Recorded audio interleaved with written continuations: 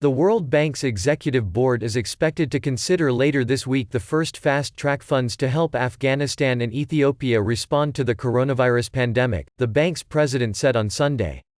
In a blog posted on LinkedIn on Sunday, David Malpass said funding for the projects could come out of a $14 billion Fast Track Facility (FTF) approved last week to help countries deal with the health and economic impact of the coronavirus. The respiratory disease has infected more than 305,000 people around the world, and killed more than 13,000, according to the latest Reuters tally.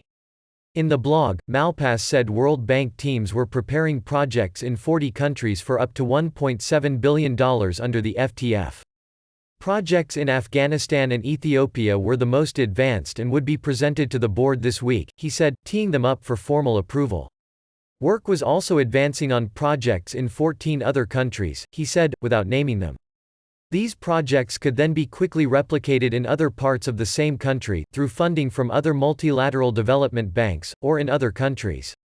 In addition, the bank and the International Finance Corporation, the private sector arm of the bank, were working to free up $1.5 billion in COVID-19 funding in 24 countries by restructuring existing projects, he said, without naming them.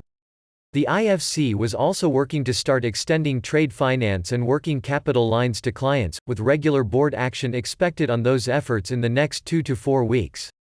Malpass said bank officials were in close touch with finance ministers and central bankers from around the world to discuss their needs and responses to the crisis.